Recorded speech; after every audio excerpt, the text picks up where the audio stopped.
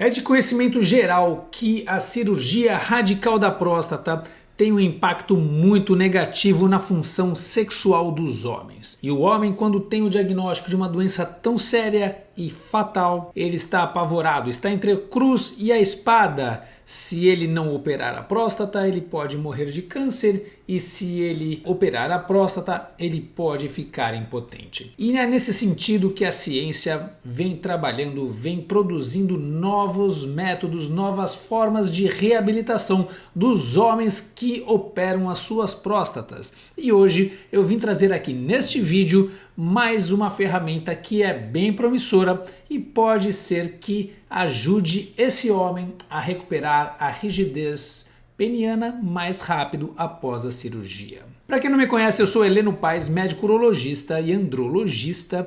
Trato inúmeros homens com problemas de rigidez, de ejaculação precoce, medicina sexual, saúde masculina e cuido da saúde dos meus pacientes ali, com afinco.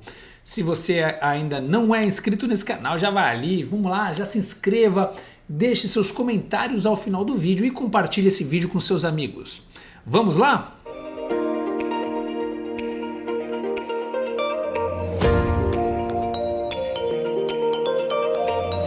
Realmente há muita coisa nova aparecendo aí quando o assunto é reabilitação da função sexual. Hoje eu vou restringir o assunto desse vídeo a um tratamento em que eu sou fã, estou cada vez mais me apaixonando por esse método, que é a terapia de ondas de choque de baixa intensidade. Ela já é assumidamente um método eficaz para tratamento de alguns homens com disfunção erétil, principalmente aqueles vasculogênicos e de intensidade leve a moderada, mas o leque de uso deste método está aumentando cada vez mais à medida que os pesquisadores vêm estudando este método. E eu vim trazer aqui um pouquinho do que já se descobriu sobre a onda de choque, a terapia médica baseada em ondas de choque. Agora um breve histórico só para vocês entenderem da onde surgiu esse negócio de que ondas de choque, choque mecânico poderiam ajudar os seres humanos a recuperarem a sua saúde.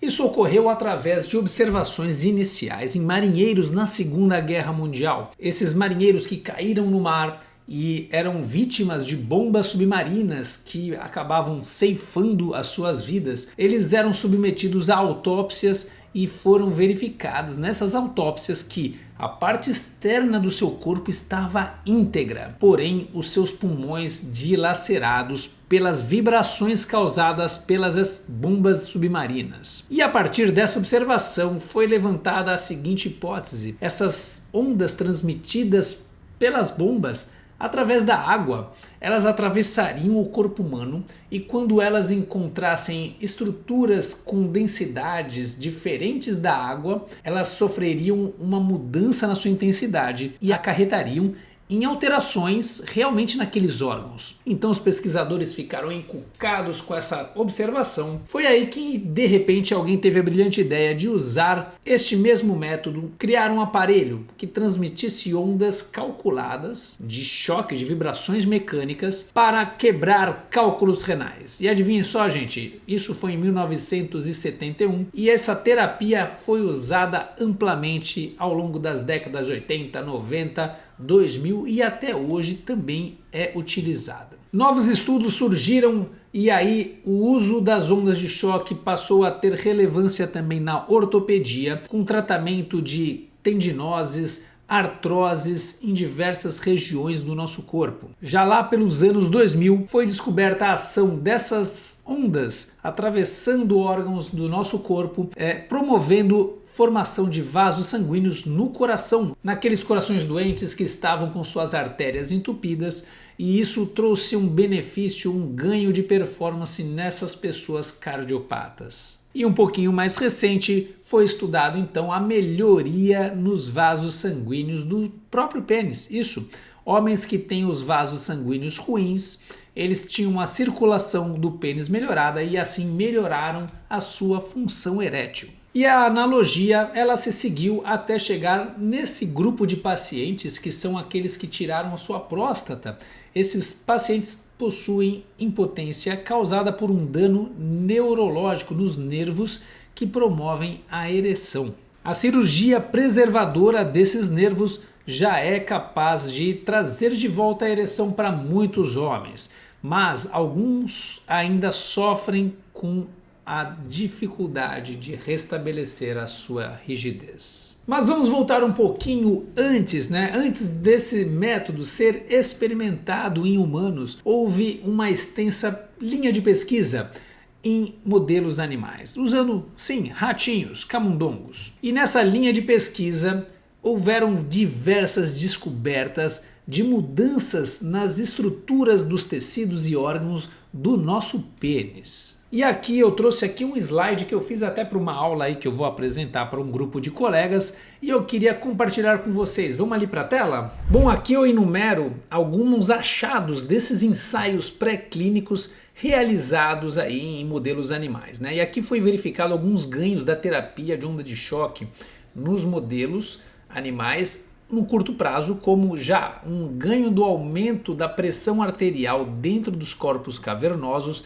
Isso possibilita uma maior entrada de fluxo e melhor rigidez. Também potencializou, aumentou a produção do óxido nítrico, famoso vasodilatador dos vasos penianos. Além do aumento também da GMP cíclico. Isso aí são termos técnicos, mas são potentes vasodilatadores que atuam dentro do nosso pênis, né? E também foi estudado nesses mesmos ratinhos aí que a associação das ondas de choque com o uso do sildenafila, sim, do Viagra, ele teria o efeito ainda mais potencializado. Bom, tirando esses ganhos já que são de curto prazo, temos um ganho adicional a médio prazo que seria a neoangiogênese. O que seria isso, doutor Heleno? Neoangiogênese é a formação de novos vasos sanguíneos, estimulados principalmente pela elevação desta proteína aí, o VEGF, que é o fator endotelial de crescimento vascular. Bom, além do ganho na formação de vasos, também vemos a recuperação ou regeneração neurológica, ou seja, foram vistas proliferação de células neurológicas chamadas células de Schwann e também de fatores de crescimento de neurônios quando estimulados pelas ondas de choque. Outro ganho visto também nos modelos animais é a redução da fibrose e também a melhora de células que seriam saudáveis para uma boa ereção, como a musculatura lisa, o aumento nas fibras de elastina e também na redução da fibrose. E também um grande benefício das ondas de choque seria na redução do tônus adrenérgico, verificado pelo aumento da relação dos receptores alfa-2 por alfa-1.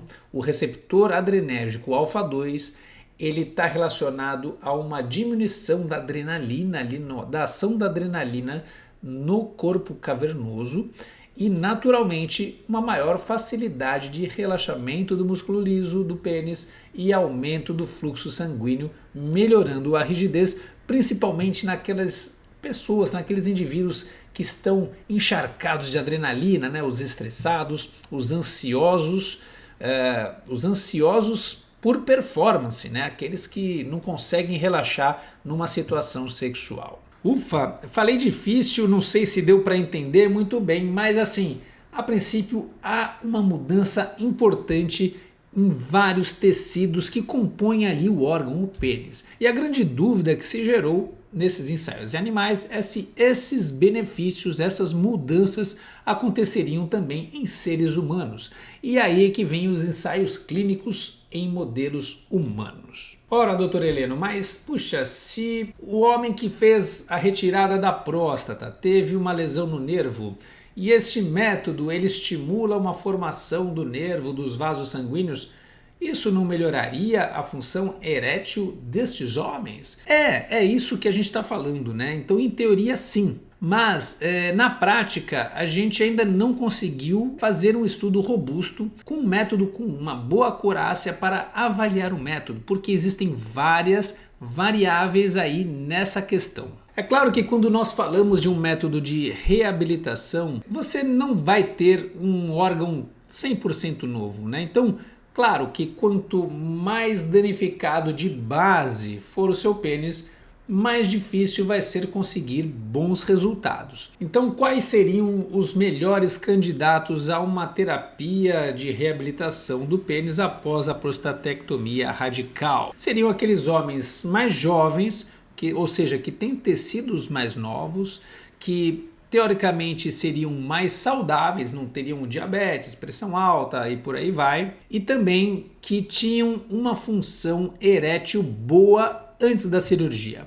Esse seria o candidato perfeito para qualquer terapia de reabilitação. Mas isso também não quer dizer que os outros não teriam uma chance, né, na tentativa de restabelecer a sua rigidez. Sim, teriam. Então, os métodos usados para a reabilitação são usados em todos, porém os resultados esperados são piores nessas pessoas que já não tinham uma boa ereção pré-operatória ou então em pessoas que têm uma saúde mais debilitada, e a gente sabe que isso reflete diretamente também nos tecidos penianos. Hoje é bem sabido que o desuso do pênis, ou seja, um pênis que não é estimulado, não tem ereções, ele vai sofrendo com processos de depósito de colágeno, de fibrose e naturalmente cada vez mais vai haver um prejuízo na rigidez. Dessa forma, os homens que tiveram a sua próstata removida e os nervos preservados, esses homens eles precisam manter alguma ereção, alguma função erétil